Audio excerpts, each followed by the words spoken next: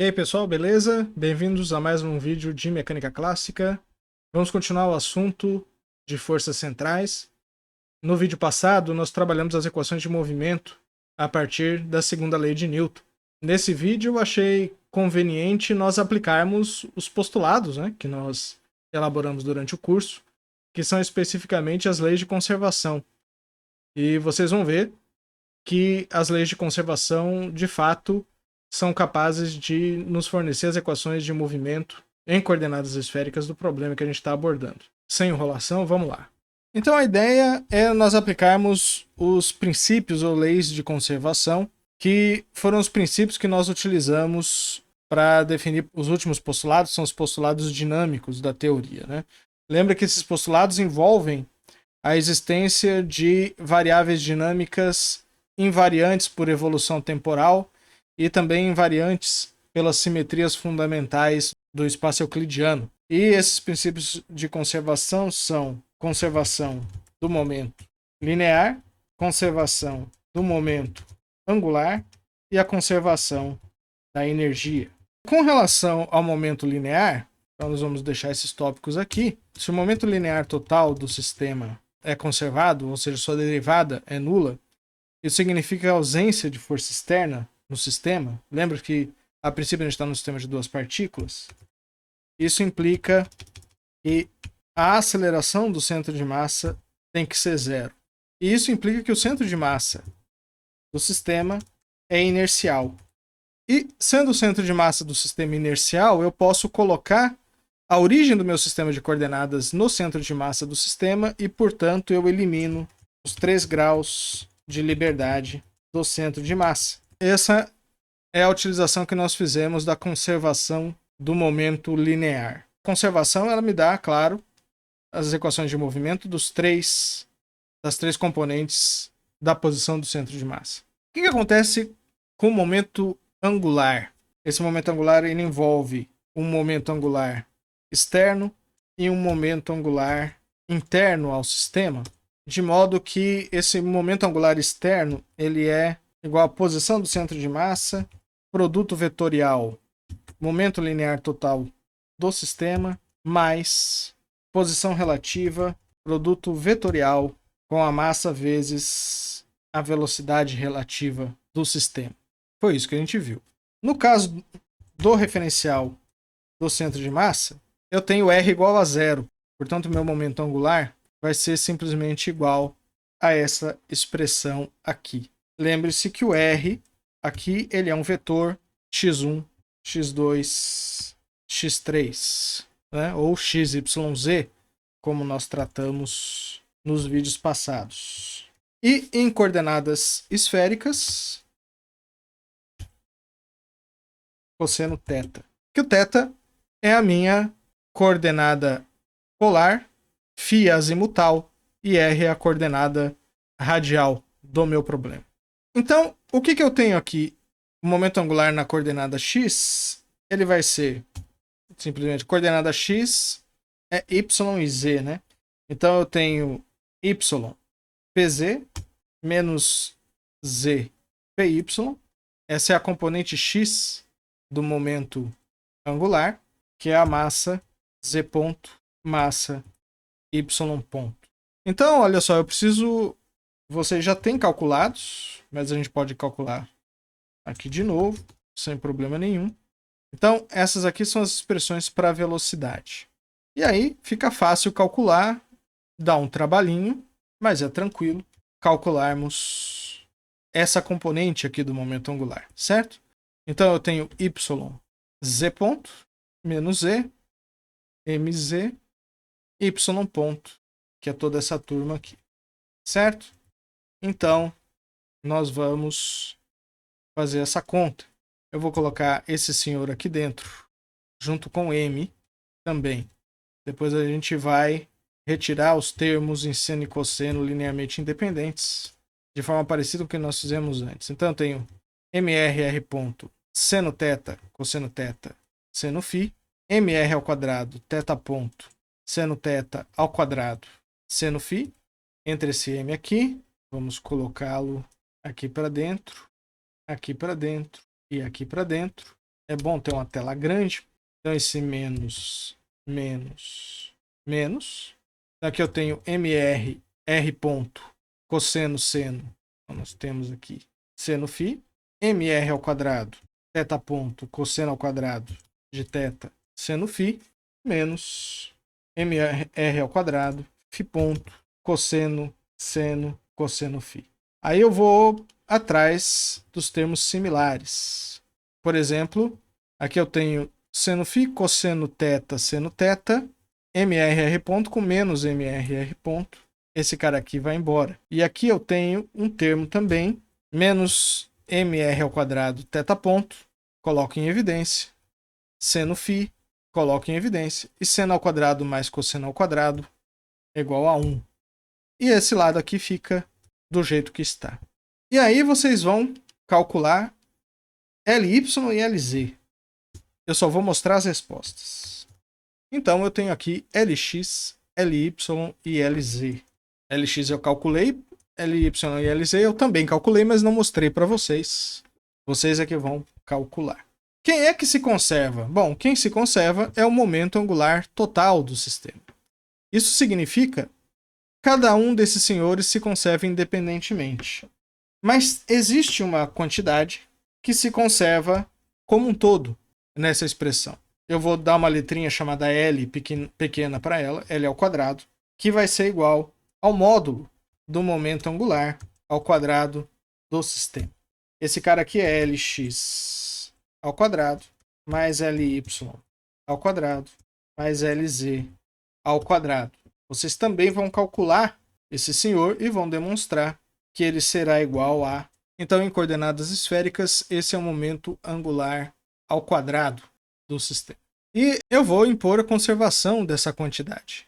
Mas antes, eu vou fazer o seguinte. Eu vou aplicar aquela simplificação. Qual é a simplificação que eu vou usar? Vou até falar com vocês aqui. Lembre-se que em 3 dimensões, o momento angular é um vetor. Como ele se conserva, o momento angular total do sistema ele tem uma direção constante. Aí o que eu vou fazer? Eu vou pegar meus 3 eixos coordenados e vou colocar o eixo Z na direção do momento angular. Quando eu coloco o eixo Z na direção do momento angular, vocês vão ver que eu vou estar numa condição em que Lx é igual a 0 e Ly é igual a 0. Vamos ver como é que isso funciona. Se o Lx for igual a 0, significa que essa expressão toda aqui e Ly vai ser igual a 0 também. Certo? Então essa aqui é a condição do eixo Z na direção do momento angular. Certo? Como todas as expressões têm mr ao quadrado, eu vou retirar. Retiro mr ao quadrado. Agora percebam o seguinte. Eu tenho uma expressão em seno φ e uma expressão em cosseno φ. Essas expressões são independentes em φ. Então, para que isso seja zero, eu preciso, deixando o φ livre, eu vou precisar que θ ponto seja zero e que φ ponto seno θ cosseno θ seja igual a zero. E aqui, mesma coisa. Eu tenho seno de φ aqui, cosseno de φ aqui. Então, esse cara tem que ser zero independentemente, vai me dar a primeira equação. E esse aqui tem que ser zero independentemente, o que vai me dar também precisamente a equação de cima. Então, as condições para que Lx e Ly sejam iguais a zero são dadas por essas condições. Aqui embaixo, se eu escolher φ ponto igual a zero, eu não tenho dinâmica. Então, φ ponto igual a zero está fora de cogitação. E aí eu posso escolher θ múltiplo de π sobre 2 ou θ múltiplo de zero. Ah, eu posso escolher θ igual a zero? Aí eu vou ter problema com Lz. Porque se θ for igual a zero, seno ao quadrado de θ vai ser zero, então eu não tenho momento angular nenhum com θ ponto igual a zero e θ igual a zero. Eu só tenho momento angular se o θ for igual a π sobre 2. E aí, nesse caso, eu tenho essa expressão aqui. E esse cara aqui é o que eu chamei de μ no nosso vídeo passado. Então, esse aqui me dá a constante de movimento relativa a essa coordenada aqui. Perceba que é óbvio que se eu colocar o momento angular na direção Z, o momento angular ao quadrado, que é o que eu chamo de L ao quadrado, ele vai ser igual a μ ao quadrado aqui. Né? Ou seja, ele vai ser igual a m ao quadrado, r à quarta e ponto ao quadrado. se eu colocar o eixo Z na direção do momento angular L. E isso é evidenciado porque θ ponto igual a zero, então esse termo aqui todo vai ser zero. E esse termo aqui, desculpa, aqui é a quarta, né? Eu errei. E esse termo aqui todo, ele é o momento angular na direção Z ao quadrado. Então, realmente, o que eu estou fazendo nessa questão aqui é anulando os momentos angulares na direção x e na direção y, simplesmente escolhendo o sistema de coordenadas adequado. Óbvio que se eu pegar essa expressão aqui e derivar com relação ao tempo, eu vou encontrar 2mr r ponto φ ponto mais mr ao quadrado e 2 pontos. Esse cara é zero, porque μ é constante, e, portanto, essa é a equação de movimento azimutal do meu problema. Então, note que eu tenho aqui, com o eixo Z na direção do momento angular L, eu tenho a equação de movimento polar, e a conservação do momento nessa condição me dá a equação azimutal, que é o que a gente obteve na aula passada.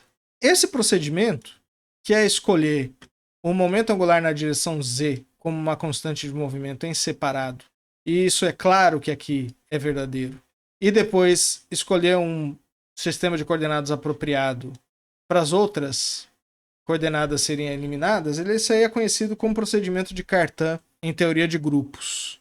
Lá em teoria de grupos a gente pode analisar a álgebra do momento angular, e é uma outra forma de nós encontrarmos essas expressões também, de uma forma algébrica. Agora eu vou aqui para a conservação de energia. Conservação de energia eu defino como o sistema é fechado. Eu sei que a energia cinética é a energia cinética do centro de massa mais a energia cinética do movimento relativo do sistema. Como eu estou no referencial do centro de massa, eu só tenho energia cinética do movimento relativo, mas aqui eu tenho potencial central também. E aí vocês vão fazer um exercício também. Vocês já fizeram esse exercício. Vocês vão demonstrar que r ao quadrado, que é x ao quadrado, mais y ao quadrado, mais z ao quadrado, ponto, né? Vocês fizeram esse exercício já. Se não fizeram, vão fazer. Pega todos esses caras aqui, elevem ao quadrado e soma. Vocês vão demonstrar que essa energia cinética é igual meio de m r ponto ao quadrado mais r ao quadrado, θ ponto ao quadrado, φ ponto ao quadrado, seno ao quadrado de θ. Com θ igual a π sobre 2, essa energia torna-se φ ponto ao quadrado é igual a zero e seno ao quadrado de θ é igual a 1. Então essa é a energia do meu problema. E como eu tenho uma constante de movimento, eu sei que esse cara é μ ao quadrado, e, portanto, eu posso dividir esse cara por m ao quadrado r à quarta. Se eu multiplicar por r ao quadrado, como está multiplicado no termo da energia, aqui eu tenho 1 quadrado. E, portanto, eu consigo escrever a minha energia mecânica dessa forma. Opa, r ao quadrado, φ ponto ao quadrado, meio de m. Esse m vai embora com esse. Voilà. Essa é a energia mecânica do sistema. Perceba aqui, depois nós vamos falar disso no próximo vídeo, sobre potencial efetivo. Mas aqui eu tenho um termo de potencial centrífugo. Vamos dar uma olhada no que sai da conservação desse senhor aqui, né? Esse termo é zero. Por conta disso, eu tenho aqui 2r ponto, r dois pontos. Aqui eu vou ter menos 2 r a menos 3 r ponto. E aqui eu tenho parcial v, parcial r, r ponto, ou seja, dv dt. Meio com meio vai embora, 2 com meio vai embora. E aí eu coloco o r ponto em evidência. E esse r a menos 3 aqui vai virar um r ao cubo aqui embaixo. Então, isso implica na equação de movimento mr dois pontos mais m2 sobre mr3 é igual a menos dvdr, que é a força de origem central. Essa aqui é de fato a equação de movimento que nós encontramos no vídeo passado.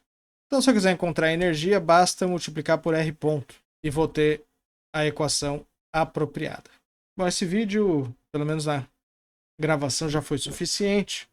Então é isso. O objetivo aqui desse vídeo foi demonstrar que as leis de conservação me permitem encontrar as equações de movimento do problema. É claro que a situação fica muito mais complicada se eu não utilizar o sistema de coordenadas apropriado com o eixo Z na direção do momento angular. Se eu não fizer isso, eu tenho que fazer um pouco mais de contas, mas mesmo assim eu consigo encontrar a conservação do momento angular resultando nas equações de movimento mais gerais do problema que nós também encontramos no vídeo passado. No próximo vídeo vou continuar esse assunto, a gente ainda tem uma lenha para queimar.